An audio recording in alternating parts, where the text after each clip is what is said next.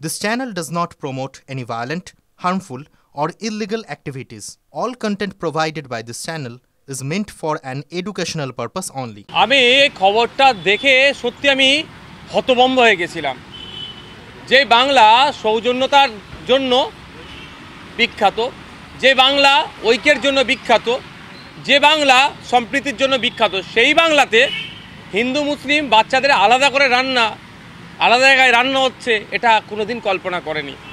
বাংলা যাদের নামে খ্যাত, যাদের জন্য, তারাও যদি আজকে জীবিত থাকতেন তারাও হতভম্ব হয়ে যেতেন। আমরাই বাংলার সন্তান।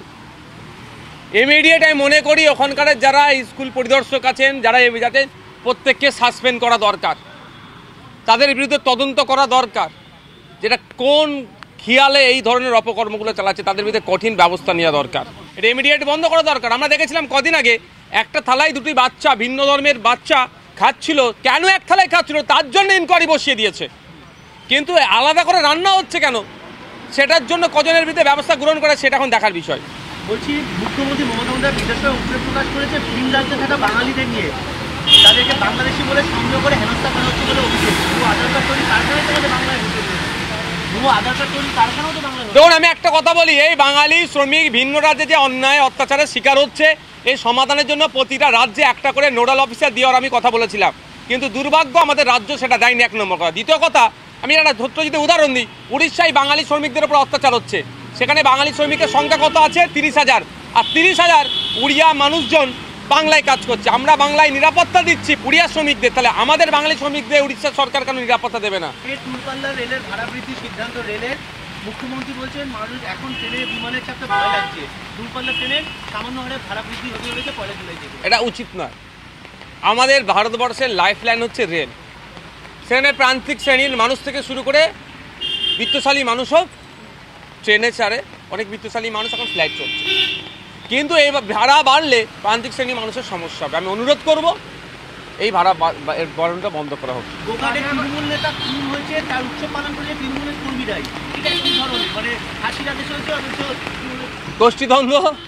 কালিয়াগঞ্জে এই ধরনের এমন একটি ঘটনা ঘটে যাওয়ার পরে, এত বিভৎস ঘটনা, তার দুদিন পরে কি ফরেনসিক টিম ঘটনাস্থলে যাচ্ছে, ওটাকে সর্বনাশ, এভিডেন্স ডিস্ট্রয় করা হচ্ছে, সিদ্ধহস্ত আমাদের প্রশাসন। গতকালকে ওই বাচ্চাটির মা এসপিকে বলেছে, আপনারাও অনেকে খবর করেছেন, যে আপনি বিচার করতে পারবেন না বা ন্যায় দিতে পারবেন না। আর বাস্তব কথা বলছি, আমি একটা অতি বাস্তব কথা বলছি,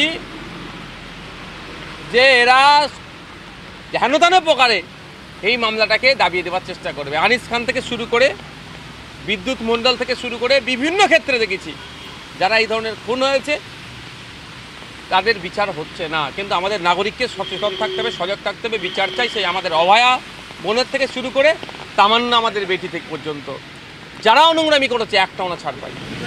জগন্নাথ না যায় অবশ্যই নির্দেশ জারি করা হয়েছে, তৃণমূল নেতা মন্ত্রীরা না যান, এটা তো প্রধানটা ডাক মানে বাধা তৈরি করা, দেওয়াল তৈরি। আমি বলি 4টে ধাম আছে, 4 ধামের এক ধাম আমি যতটুকু জানি হিন্দু ভাইদের, 4 ধামের এক ধাম হচ্ছে পুরী ধাম। স্বাভাবিকভাবে হিন্দু ধর্মের মানুষের একটা আবেগের জায়গা, শ্রদ্ধার জায়গা, ভালোবাসার জায়গা। তার আদলে তৈরি করার আমি প্রথমে বিরোধী, তার আদলে তৈরি করার প্রথমে বিরোধী। দ্বিতীয় বিরোধী হওয়ার কারণ হচ্ছে রাষ্ট্রের দায়িত্ব মন্দির তৈরি করা নয়। রাষ্ট্রের দায়িত্ব হচ্ছে মন্দির মসজিদে যারা যাচ্ছে সেই মানুষগুলোর আর্থিক সামাজিকভাবে উন্নয়ন হচ্ছে কি হচ্ছে না, তাদের বাড়ির বাচ্চাগুলো স্কুলে গিয়ে শিক্ষক পাচ্ছে কি পাচ্ছে না, তারা যখন ট্রিটমেন্ট নিতে যাচ্ছে সরকারিভাবে ট্রিটমেন্ট পাচ্ছে কি পাচ্ছে না, অর্থাৎ বিনামূল্যে, সেগুলোও ব্যবস্থা করতে পারছে না, কিন্তু মন্দির তৈরি করেছে।